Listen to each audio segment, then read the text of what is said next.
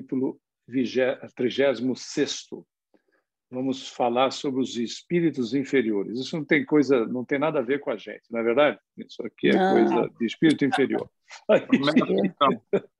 Isso aqui não nos diz respeito. Nós vamos falar porque precisa só. Aí, muito bem. Ficção a gente precisa. Exatamente. Isso é ficcional para nós. Bem lembrado, gente, bem lembrado. Boa noite, pessoal. Boa noite. Diz o Leon Denis o seguinte: o espírito puro traz em si sua luz e sua felicidade, que o seguem por toda parte e fazem parte integrante de seu ser. Assim também o espírito culpado arrasta consigo sua noite, seu castigo, seu opróbrio. Os sofrimentos das almas perversas, por não serem materiais, não são menos vivos.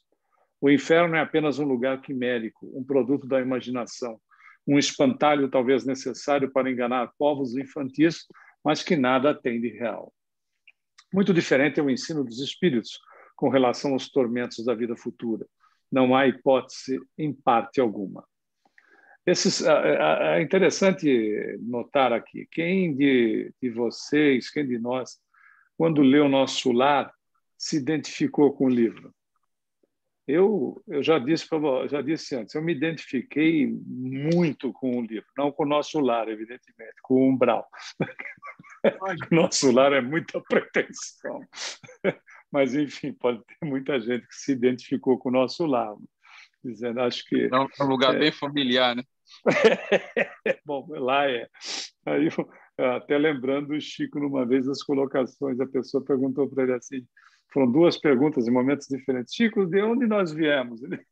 Ele disse assim, nós todos? Eu disse, claro, do umbral. E aí, uma outra figura muito sem graça, né? Fazer uma pergunta dessa para uma pessoa, realmente. Será, Chico, quando você desencarnar? Veja se isso é pergunta que se faz. Você vai para o Nosso Lar? Eu disse, quem? Eu? Não. Eu vou para o umbral e, se eu tiver oportunidade, eu vou pedir para montar um centro espírita lá no umbral. Aí eu virei para ele e disse assim, Chico, eu estou salvo.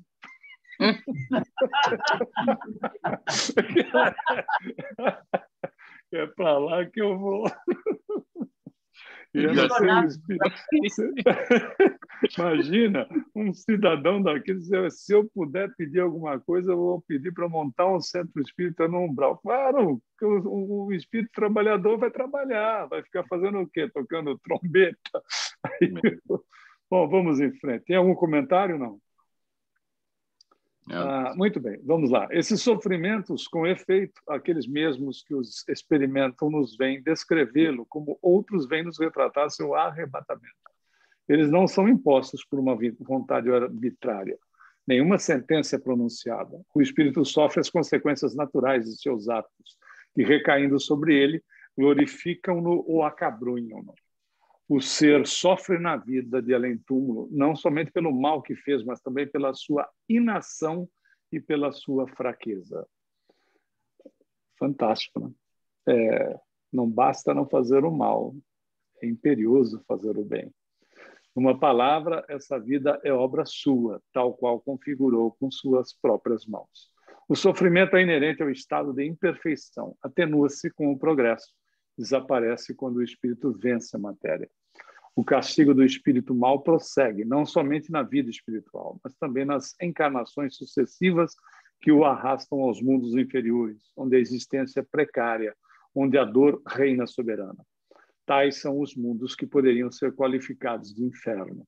A Terra, em certos pontos de vista, deve ser classificada entre eles. Em torno desses mundos, prisões de forçados que rolam na imensidão, flutuam as sombrias legiões dos espíritos imperfeitos, aguardando a hora da reencarnação. Vimos como é penosa, prolongada, cheia de perturbação e de angústia a fase de desprendimento corporal para o espírito entregue às paixões. A ilusão da vida terrestre nele prossegue durante anos, incapaz de levar em conta seu estado e de romper os elos que o acorrentam, não tendo jamais elevado sua inteligência e seu coração além do círculo estreito de sua existência, continua a viver como fazia antes da morte, escravizado aos seus hábitos, aos seus pendores, indignando-se porque seus próximos parecem não mais vê-lo, nem ouvi-lo, vagando, tristes, sem objetivo, sem esperança, nos lugares que lhes são familiares. São essas almas penadas cuja presença suspeitou-se durante muito tempo em algumas moradias e cuja realidade é estabelecida cada dia através de numerosas e ruidosas manifestações. A situação do espírito, depois da morte, resulta unicamente das aspirações e dos gostos que em si desenvolveu. É sempre a inexorável lei da semeadura e da colheita. Aquele que depositou todas as suas alegrias, toda a sua felicidade nas coisas desse mundo, nos bens da terra, sofre cruelmente desde que se encontre disso privado. Cada paixão traz sua punição em si mesma. O espírito que não soube libertar-se dos apetites grosseiros, dos desejos brutais, torna-se seu joguete, seu escravo. Seu suplício é ser atormentado por eles sem poder satisfazê-los. Tem inúmeros exemplos nas obras do André Luiz, não é verdade? Nós temos, a começar do Nosso Lar, que o avô dele segurava a lama, dizendo que era ouro no umbral onde se encontrava.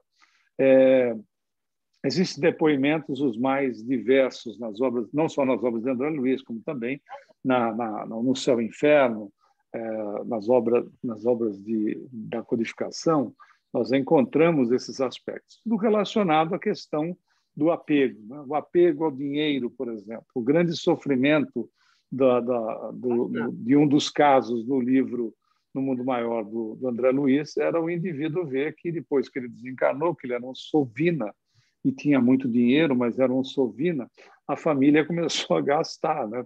Por exemplo, morreu o cidadão, liberou geral.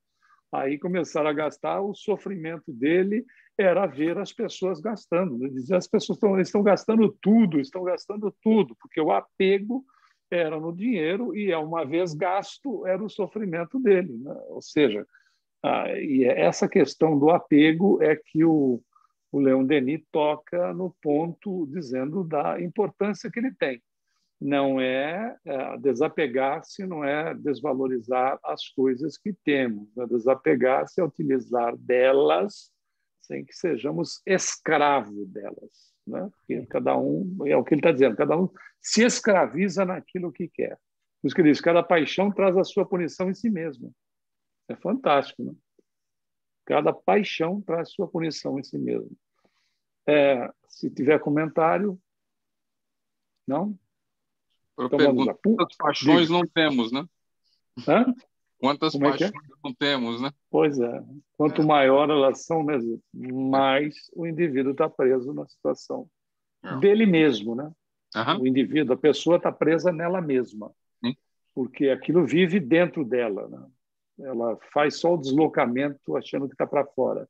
Sim. Bom, mas, continuando, pungente é a desolação do avarento, por acaso, que vê dispersar-se o ouro e os bens acumulados pelos seus desvelos. A esses permanece preso, apesar de tudo, atormentado por uma terrível ansiedade, entregue a transportes de fúria indescritível. No livro Abadia dos Beneditinos, do Conde Rochester, pela médium Vera Krjanovski, conta, entre outras passagens, o cidadão desencarnou e o cofre dele era cheio de ouro. Ele desencarnou e ficou abraçado no cofre. Então, o local que ele... Aliás, né, vamos para Jesus. Onde estiver o seu tesouro, aí estará o seu coração. Bom, aquilo que a gente valoriza é naquilo que a gente está preso, né? Ou liberto. Né? Ou liberto. Quando você ama, se liberta. Você está liberto. Né? Quando você ama, você está liberto. A digna também de piedade é a situação dos poderosos, orgulhosos, daqueles que abusaram da sua fortuna e de seus títulos, pensando apenas na glória e no bem-estar, desprezando os pequenos, oprimindo os fracos. Para eles, não há mais aduladores servidores diligentes, nem moradas, nem roupas suntuosas. Despojados de tudo que fazia a sua grandeza terrestre, a solidão e a nudez os aguardam no espaço. Mais assustador ainda é a condição dos espíritos cruéis e rapaces, criminosos de toda espécie, daqueles que fizeram correr o sangue e o esmagaram sob os pés a justiça. As lamentações, as maldições de suas vítimas ressoam aos seus ouvidos durante um tempo que lhes parece a eternidade. Sombras irônicas e ameaçadoras os envolvem, os perseguem sem descanso. Não há para eles refúgio profundo demais, escondido demais, e é em vão que procuram o repouso e o esquecimento.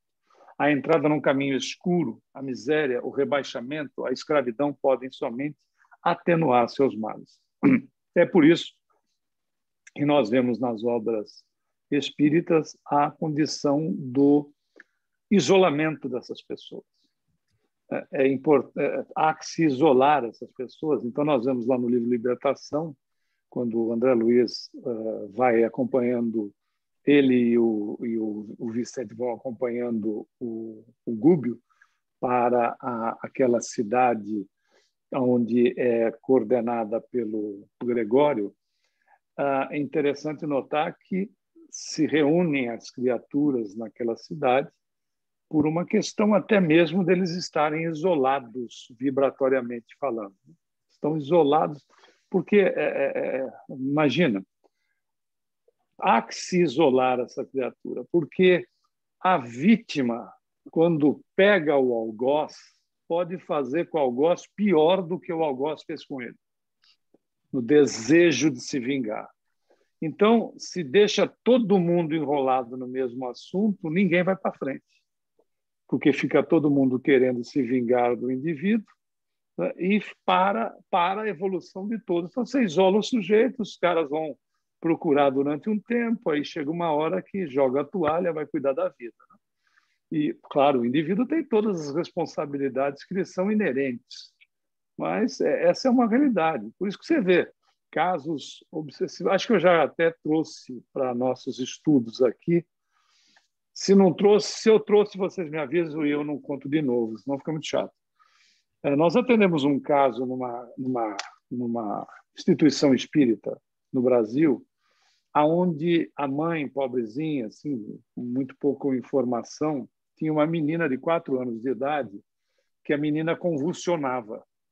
Quando a menina convulsionava, a senhora, sua mãe, né, acabava esbofeteando para tentar tirá-la do processo da convulsão. Bom, essa menina foi parar na casa espírita e, quando adentrou ao trabalho de desobsessão, 4 anos de idade, ela não ficou lá dentro do local, né? Toma o passe, etc., e o contato com os espíritos em sala separada. Aos médiuns, todos eles deram passividade, cada um, evidentemente, se comunicando disciplinadamente, mas quem era ali o cidadão? Eles disseram: nós somos um grupo de judeus que encontramos esse cidadão. Ele era um general nazista responsável por um campo de concentração em que nós estávamos. Existe uma grande quantidade procurando ele na Europa. Nós é que achamos ele aqui no Brasil. E começamos, então, o processo de fazer o nosso processo. Eles acreditavam que era de justiça. Claro, numa única sessão não se resolve esse problema, né? A coisa vai longe e, por vezes, na pessoa, no corpo do obsidiado, ficam sequelas, né? Que ele pode convulsionar sem necessidade da ação espiritual. O André Luiz é claro nos domínios da mediunidade falando a respeito disso quando ele toca nas questões voltadas para a epilepsia. Em muitos casos, você tem uma ação espiritual sobre o indivíduo que você, não quer dizer que todos tenham, né? Tem que tomar um cuidado danado com essas colocações. Quando você afasta a entidade, no sentido de evangelizá-la, ele pode ficar com sequelas nos danos ocasionados no cérebro pelo longo período que houve a ação do espírito sobre. Eu tenho um amigo que o processo obsessivo nele começou quando ele era adolescente e ele foi tratado, depois de um tempo que ele acabou sendo tratado em casa espírita, etc., o processo obsessivo se encerrou, mas ele ficou com inúmeras sequelas em relação pelo período, pelo tempo que ficou da ação dos obsessores sobre ele.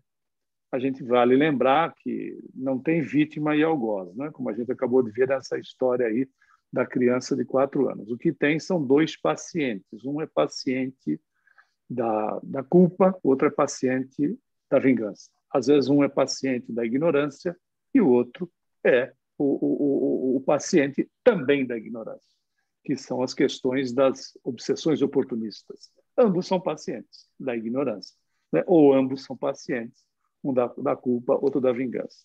Quem tem alguma observação, por favor? A gente vê também, né, pela literatura, aqueles casos que foi hoje ou foi ontem que alguém me perguntou se os espíritos de luz não dão socorro, né? Não recebem os espíritos que estão muito deficientes na moral, né? Que estão muito revoltados e etc. Mas não é que eles não recebam, é porque o espírito não percebe eles, que a gente viu isso com o André Luiz, né? André Luiz todo cercado ali, mas devido aos problemas que ele estava carregando, inclusive a descrença do mundo espiritual, da imortalidade da alma, isso faz com que o espírito fique ainda muito preso à matéria, né? E esses espíritos também muito danosos, assim, que muito mal causaram e que tem uma legião de outros espíritos, né, querendo pegá-los, eles até são levados à forma ovoide para poder ficarem fora de circulação, fora do contato e da vista, da visibilidade dos outros, né, dos outros espíritos que perseguem. Então, não é fácil. Bem lembrado, Marisa. Ainda também é o seguinte, né? Tem muita gente que não quer ajuda, né?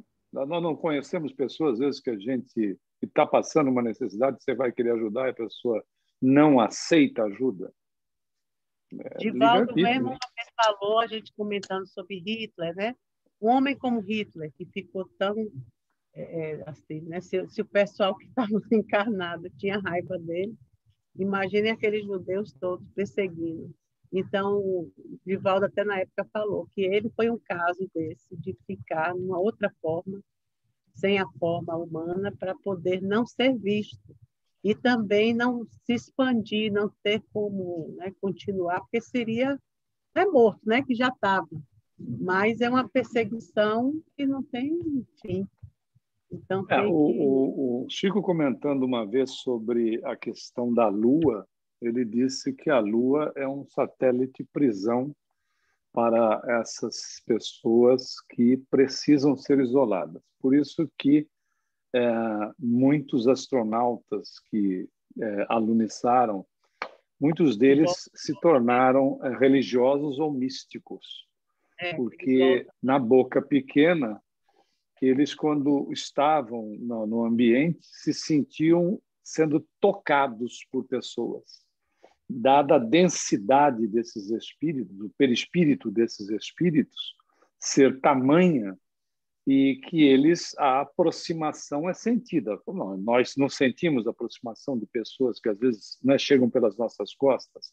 Imagina uma pessoa, um espírito que tenha uma densificação muito alta no perispírito, né? Ou seja, ele é grosseiro, eles se sentiam sendo tocados. Muitos deles se tornaram ou místicos ou religiosos. Só que essas experiências não são, né, passadas para frente, não vai para frente. Mas que a Lua seria um satélite de prisão. Não é prisão naquilo que a gente entende de prisão. Você precisa isolar o indivíduo. A Marisa acabou de falar. Eu conheci, já falei em outras aulas, acho que todo mundo já ouviu essa. Eu conheci um cidadão reencarnado que ficava no Hospital do Pênfego, em Uberaba, né, com problemas mentais, afrodescendente, completamente limitado e que andava de costas. Era o José, conhecido como Zé, ele não andava como uma pessoa normal, ele se encostava na parede e andava de costas. E aí a dona Aparecida, com aquela simplicidade dela, né, que ela que coordenava lá o hospital, ela perguntou, o Chico ia muito lá, né? O Chico ajudou muito esse hospital. E ela perguntou um dia para o Chico, quem é o Zé? Ele disse, esse é o Benito Mussolini, que está escondido aqui. literalmente escondido, numa situação impossível de ser encontrada. Acho que eu já citei esse exemplo, porque o que acaba acontecendo? Você encontra pela vibração, não encontra. Quando a criatura está numa situação dessa, com as situações mentais desequilibradas, ela não vibra no mesmo diapasão dela. A vibra, por exemplo, né? O Zito, nós desencarnamos e o Zito não. A gente localiza o Zito? Localiza, porque ele tem uma vibração dele, né? Ele mantém um padrão vibratório dele. Mas se a pessoa tem problemas de desequilíbrio acentuado nos aspectos mentais, a vibração não é uniforme dela.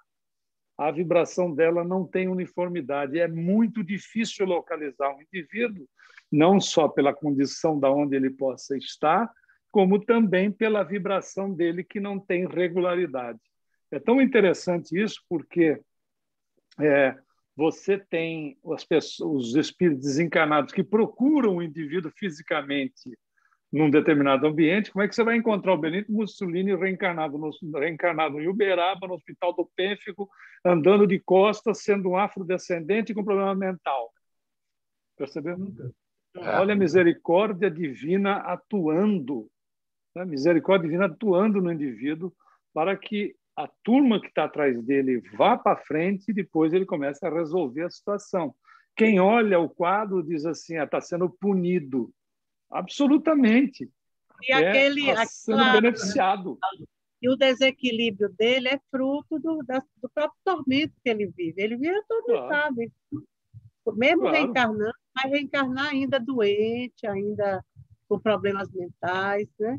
Você vê muita gente, se você for no hospital psiquiátrico, Ave Maria, tinha pessoas assim que a gente sentava para olhar, porque conversando com o colega do lado, ninguém, mas era uma conversa assim, tão bem pronunciada, mas quando a pessoa parava aquela conversa, já não falava direito, já não, sabe, não conseguia contato com uma outra pessoa, mas ele, com a sombra dele, uma mulher mesmo, ela falava, só você vendo, correto, pausado, e reclamava e dava ordens, mas quando ela saía daquele transe assim, aí ficava toda abobalhada, toda. Então você vê que ali é o espírito se manifestando, ou através até do obsessor mesmo, né? O obsessor maltratando alguma coisa. Mas não é fácil. Por isso que agora eu acho que sofre-se menos do que na época de André Luiz, porque existe uma conscientização maior, né? Com essa visibilidade toda, todo mundo tendo acesso a tudo, com menos preconceito, com menos impedimento. Termina, quer ou não quer, o espírito avançando mais e vai melhor. Só tem que andar para frente, né? Você vê que não é muita gente agora fazendo mal a muita gente. Agora parece um pessoal, né? Agora o mal tão real. Não, peraí, Você tem razão em gênero, número e grau, porque o que acontece com as redes, com a mídia de uma maneira geral, é mais fácil eu dividir o processo da dor do que da felicidade. É interessante notar como a mídia trabalha dessa maneira para buscar a audiência. É mais fácil sofrer, mais se sofre com a dor do outro, porque há compatibilidade do que necessariamente pela felicidade do outro. É isso que dá audiência. Você vê que por isso que você vê... Agora foi uma mudança gritante contra a fome, porque todo mundo ficava com aquela loucura só para falar mal, que o governo não faz, que o governo não deixa, sabe? E aí, de repente, as pessoas se reuniram para se conectarem, já que há facilidade de conexão agora, e vamos matar a fome, vamos, o que é que você vai colaborar? Né? Começam a fazer essas entidades assim em cada bairro. Então, a coisa foi... Lá no Brasil, a beleza que está é isso, a quantidade de gente se beneficiando Porque as pessoas pararam assim um pouco, né, de reclamar que o governo não faz e passaram a fazer. Porque já cruzaram os braços. Olha, não vai fazer isso, não vai ser feito, não será feito. Pessoas estão morrendo, não só pela doença, mas por fome. Não, hoje eu vi um lugar lá no Rio de Janeiro que ela tem uma horta enorme, ela comercializa os produtos orgânicos, né? Mas é enorme. Mas ela disse que com a pandemia ela passou a não ter mais venda para aquilo que estava nascendo. Ela teve essa ideia de ver tanta gente com fome, ela entrou em contato com os clientes e disse, olha, cada vez que você comprar aqui a sua caixa de legumes, de verduras, eu vou doar para uma pessoa uma caixa igual. Aí pronto, aí começou aquela conexão, então tinha gente que já vinha com os nomes assim, ó, quero que você leve nesse endereço, e ela levava na porta. Ó, essa moça que tem 5... Eles aí se organizaram, os clientes, em ver realmente pessoas que estivessem em necessidade. Porque, olha só, eu sozinha não posso fazer tudo. Sair buscando, né? Aí eles, pronto, já começaram a se conectar. Virou uma organização. Aí hoje apareceu lá, ela levando uma caixa numa residência e a pessoa lá, dona da casa, já conectando alguém que ia receber, aí o repórter foi filmando. Ia receber, porque lá a pobreza e a riqueza se integram, né? Não é uma coisa separada. Aí eu disse assim, aí, é bom isso, né? Às vezes precisa dessa mudança assim, para poder as pessoas tirarem o foco de reclamar, porque você só muda alguma coisa com voto. Então, mas a população não sabe votar. Então, vamos fazer por onde agora, pelo menos, resolver o problema na pandemia. Depois da pandemia, aí começa-se a resolver outros problemas. Né? Marisa, só um minutinho, o Ayrton está deixando um recadinho aí, apareceu, acho que a mãe dele não está conseguindo entrar, alguma coisa. Ele deixou um recadinho escrito. Eu já botei, é porque eu que estou botando aí. Se não me... Eu sou nova nesse trabalho aqui, sabe? O aniversariante fez greve hoje. Já botei. Bom, você vê aí minha... Vamos lá? Nada se iguala à vergonha, ao terror da alma que vê erguer-se diante de si incessantemente existências culposas, cena de assassínios e de expoliação. Sente-se desnudada, desvendada pela luz que faz reviver seus atos mais secretos. A recordação, esse ardente aguilhão, queima e rasga. Quando se conhece esse sofrimento, compreende-se e abençoa-se a providência divina, que nos poupa durante a vida terrestre e nos dá, assim com a calma do espírito, uma maior liberdade da ação para trabalhar pelo nosso aperfeiçoamento. Os egoístas, os homens exclusivamente preocupados com seus prazeres e seus interesses, preparam-se assim para um penoso futuro. Não tendo amado senão a si próprios, não tendo ajudado, consolado, sustentado a ninguém, não encontram, por sua vez, nem simpatia, nem socorro nessa nova vida. Isolados, abandonados, vêm passar o tempo monótono e lento. O morno tédio os abraça. A nostalgia das horas perdidas, da existência desperdiçada, o ódio pelos interesses miseráveis que os absorviam, tudo isso os corrói, os devora. Sofrem, erram, até que um pensamento caridoso venha até eles e brilhe na sua noite como um raio de esperança, até que, pelos conselhos de um espírito benfeitor e esclarecido, rompam através da sua vontade a rede fluídica que os encerra e se decidem a entrar num caminho melhor. A situação dos suicidas tem muita analogia com as dos criminosos. É, às vezes, pior ainda. O suicídio é uma covardia, um crime, e suas consequências são terríveis. Segundo as expressões de um espírito, o suicida não foge do sofrimento senão para encontrar a tortura. Cada um de nós tem deveres, uma missão a cumprir na Terra, provas a suportar pelo seu próprio bem e sua elevação. Procurar subtrair-se, libertar-se dos males terrestres antes do termo marcado é violar a lei natural, e cada violação dessa lei traz para o culpado uma reação violenta. O suicídio não liberta os sofrimentos físicos. O espírito fica ligado a esse corpo carnal que esperava destruir. Experimenta lentamente todas as fases da decomposição e as sensações dolorosas nele se multiplicam ao invés de diminuir. Longe de abreviar sua prova, prolonga indefinidamente. Seu mal-estar e sua perturbação persistem longo tempo depois da destruição do envoltório material. Ser-lhe-á necessário afrontar de novo as provas das quais acreditava escapar através da morte e que seu passado fizera gerar. Deverá suportá-las em piores condições, refazer, passo a passo, o caminho semeado de obstáculos e experimentar, por isso, uma encarnação mais penosa ainda do que aquela da qual quis fugir. Aqui vale um parênteses, né? Tudo depende. Né? Tudo depende, não dá para botar tudo no mesmo cesto. Né? As coisas, cada cabeça, como se diz, uma sentença. As coisas... agora, também não dava para o Leon Denis analisar item a item, senão ele não terminava o livro nunca. Né? Até hoje o livro estaria em aberto, porque é muito amplo esse processo. Né?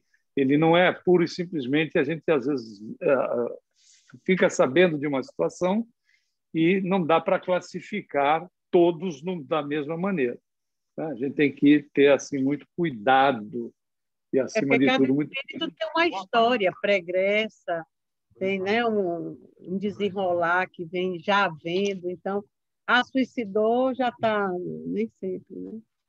Exatamente. Misericórdia, porque eu sempre penso nos casos assim mais terríveis, não de suicídio, mas, por exemplo, Paulo de Tarso.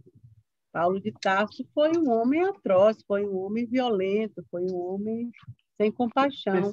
Mas, numa mesma existência, ele conseguiu dar um salto quântico e se quedou lá perante Jesus, certo ou errado mesmo. Quer dizer, o homem ele pode ter movimentos de mudança, tanto aqui encarnado como desencarnado também. Então, é como o Humberto diz, não pode generalizar. Suicidou-se, está lá no vaso, está lá vendo o corpo. Não, tem gente que sai do suicídio já amparado, já levado. Depende do caso, né?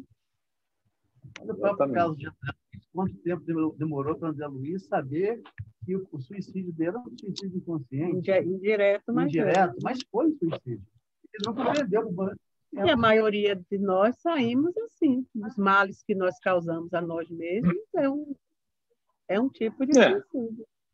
Lembrando que o André Luiz não estava no umbral por conta de ser um suicídio inconsciente.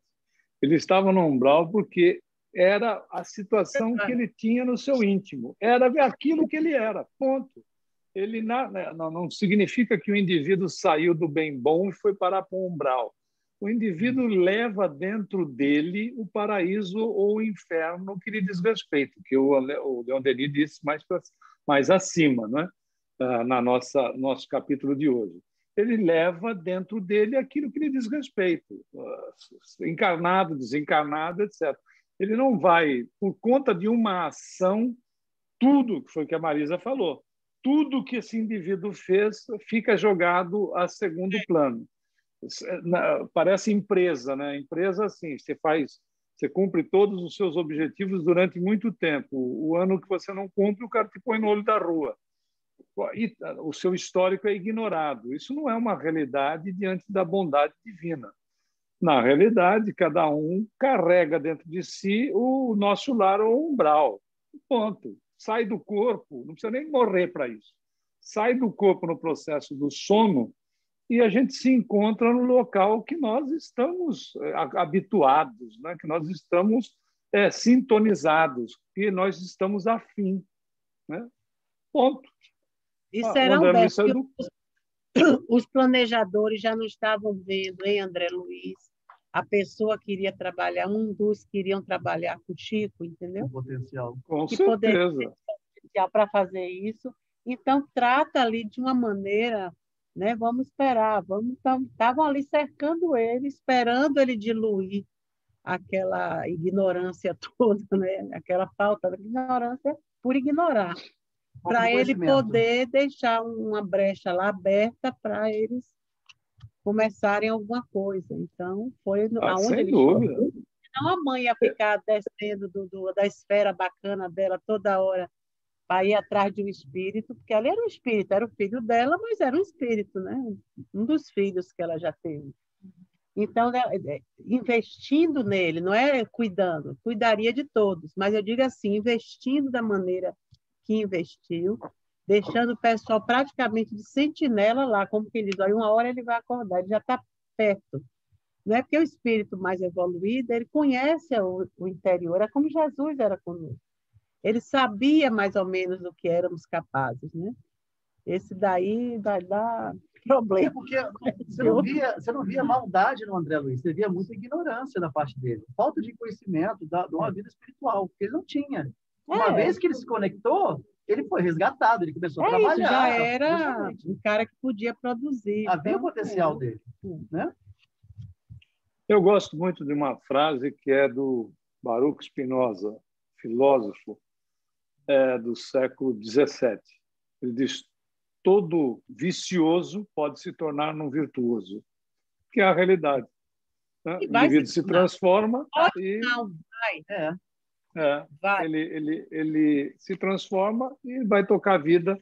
A mesma energia que ele usou no vício é a energia que transformada ele vai usar, né, para a questão da virtude, que é fantástico, né? É fantástico. É a questão do amor e do ódio, né? Não existem duas energias, né? É uma energia só. Você sublima, ela se chama amor. Você desequilibra, se chama ódio.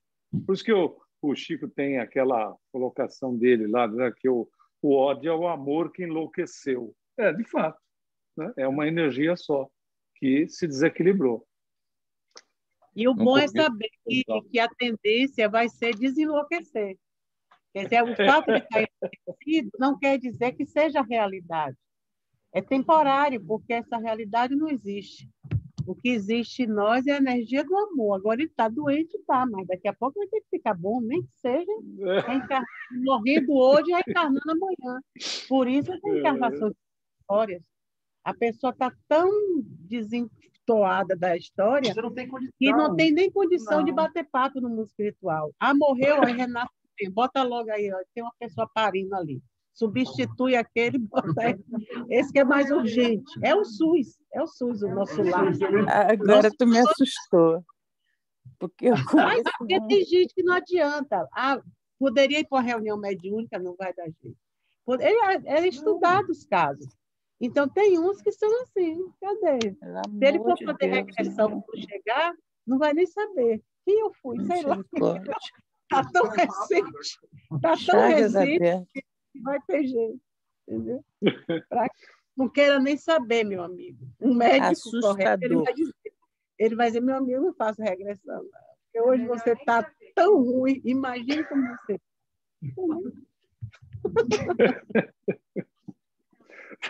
Vamos lá.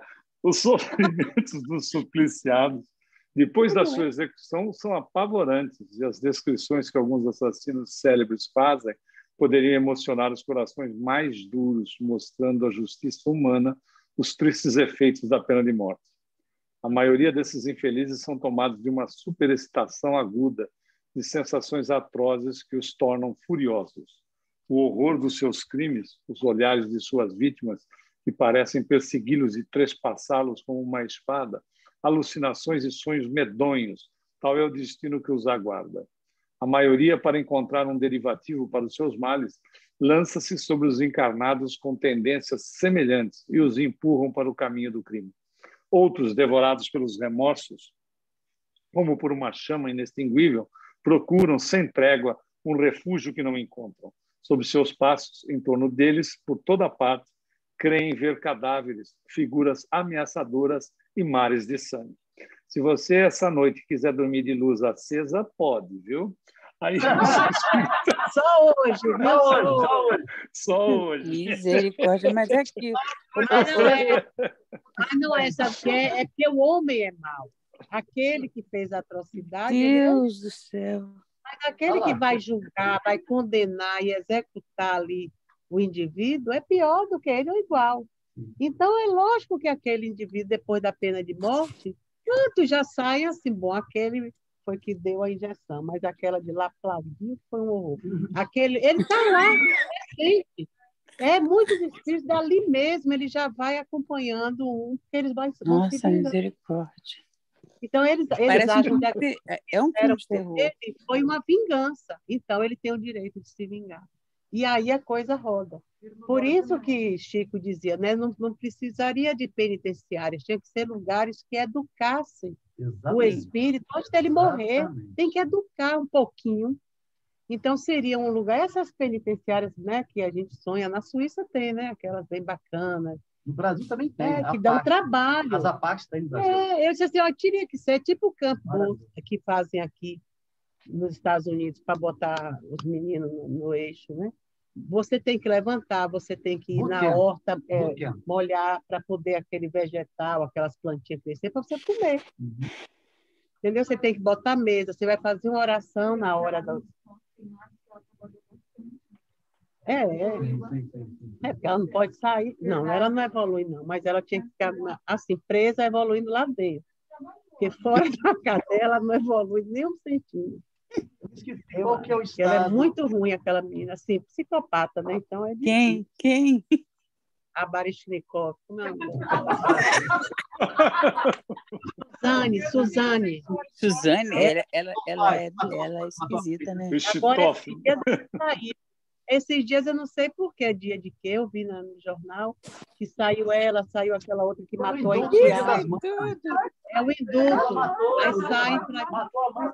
Ela que matou a garotinha. Mas então tem espíritos assim. Não, você entendeu. Mas se nós fôssemos mais condescendentes com os criminosos, nós seríamos muito menos obsidiados. Né? Ô, Marisa, esse caso Nardoni me perturba muito, porque essa mulher, ela matou por ciúme.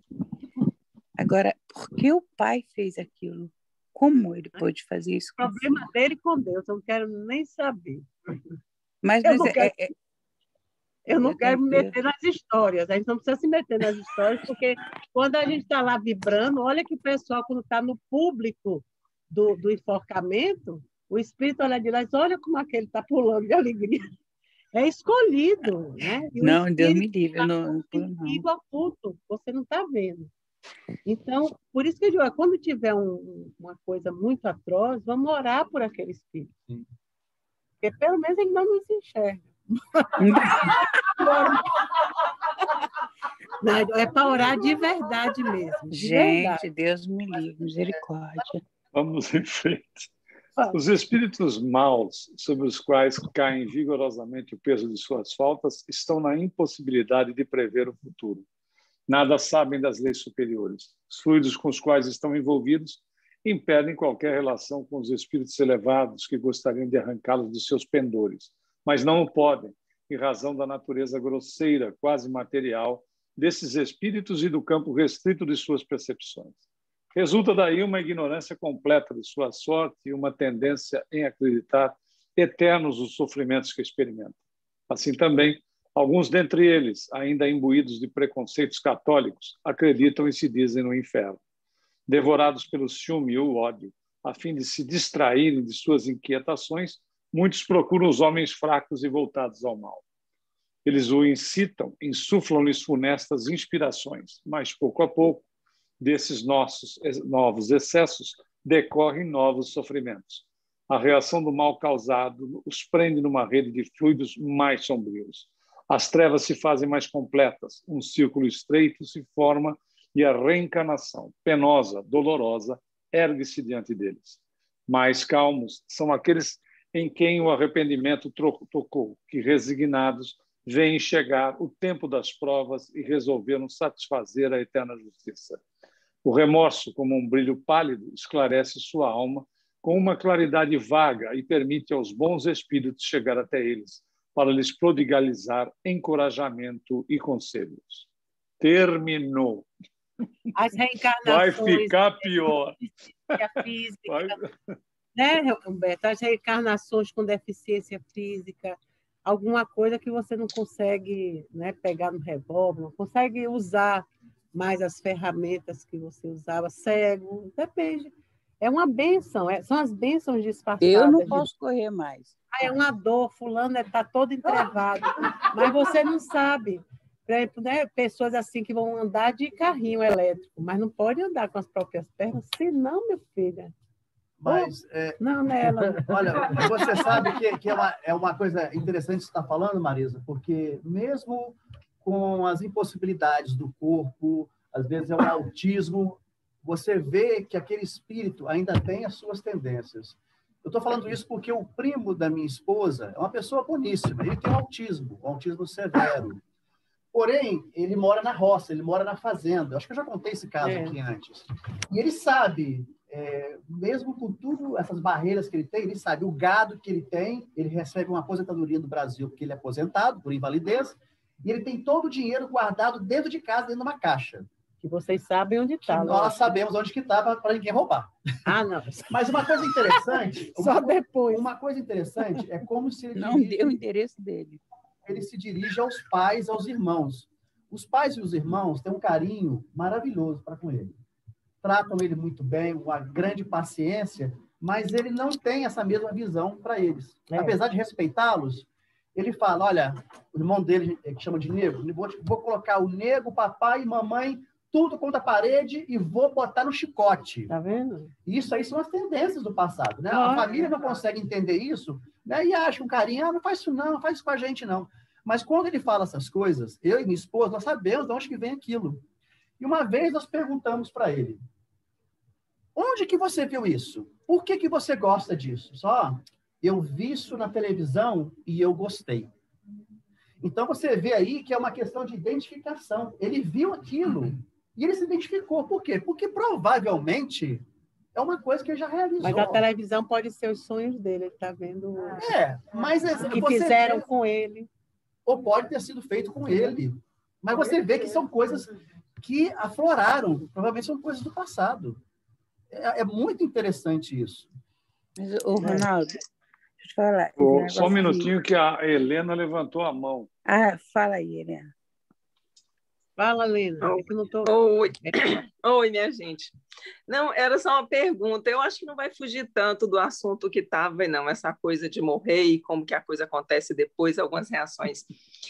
Que essa semana alguém me perguntou assim, como que é essa coisa de que... Bom, é verdade essa coisa de que quando a gente morre, a gente fica se vendo lá no caixão, a gente fica vendo o velório, fica...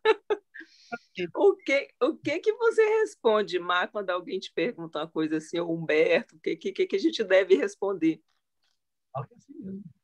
Depende do conhecimento. Se a pessoa tem um conhecimento muito inicial, a gente tem que ter muito cuidado com o que vai falar, né? Porque, às vezes, você mais assusta do que outra coisa. A resposta é não necessariamente. Você tem que ver primeiro o tipo de pergunta já mostra que a pessoa tem conhecimento, por vezes, de iniciante. Então, não necessariamente, não é bem assim, os mentores auxiliam, levam a pessoa, tudo depende, porque essa é uma pergunta típica de quem está iniciando. E se a gente pega logo o capítulo anterior do Leon Denis, que a gente acabou, 36, e passa metade dessas informações, o sujeito fica apavorado. Então, há que se ter cuidado, né, com o nível de informação.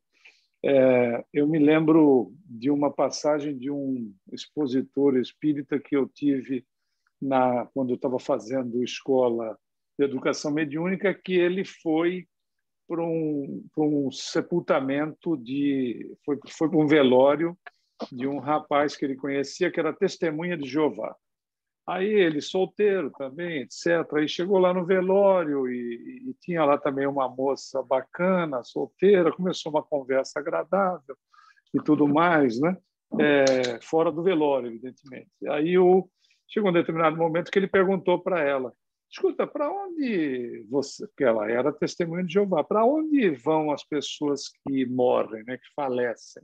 Ela disse assim, eles vão são levados para um local, ficam dormindo, esperando o juízo final. Aí ele disse, bom, espera um pouquinho, você está me dizendo que os antigos egípcios, o pessoal da Babilônia, está todo mundo dormindo até hoje? Aí a moça teve, né, uma espécie de um choque e o amigo espiritual dele disse para ele, você não está construindo coisa alguma, muito pelo contrário. Então, é o cuidado que a gente tem que ter. E também eu sempre digo às pessoas que as pessoas vão ler livros, né, na literatura, mas como está chegando logo, eu digo a elas, olha, nós temos isso na literatura, mas a literatura do século passado, porque nós estamos no terceiro milênio, então não é mais, as pessoas têm acesso a muitas informações. Elas podem não ter, nem acreditar nisso, mas as informações estão entrando. Então, quando você desencarna, você fica lá olhando seu corpo se decompor, você vai lembrar que na novela tal você viu que o espírito levantou e foi para algum lugar, entendeu? A gente tem informação quanto a isso.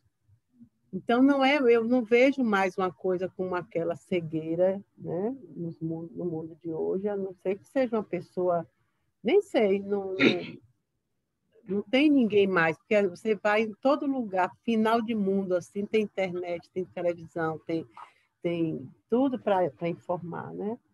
Então, antigamente, não. Eu acho que antigamente as pessoas eram muito descrentes. E quando tinha uma crença, como, por exemplo, uma crença dessa, de dizer, não, as pessoas vão para esperar o juízo final, hoje até esses que continuam pensando isso, já têm suas dúvidas, exatamente, porque já tem acesso a outra informação que já aparece a ele, mas, né, eu vejo quando vem evangélicos aqui fazer um tratamento espiritual e depois voltam para suas igrejas. E me pergunta, vem cá, enquanto eu estou nesse tratamento, eu posso ir na igreja? Eu disse, mas é claro, mas o pastor não vai saber, não. Eu digo, não, o pastor está por fora do tratamento, pode.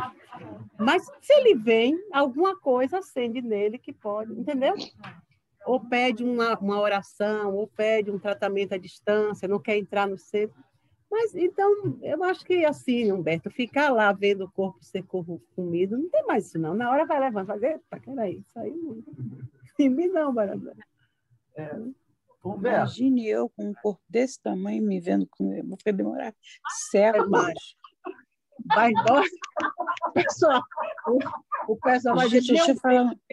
Deixa eu pegar um gancho aí no que o Ronaldo estava falando sobre o tio dele, que era... Eu ainda...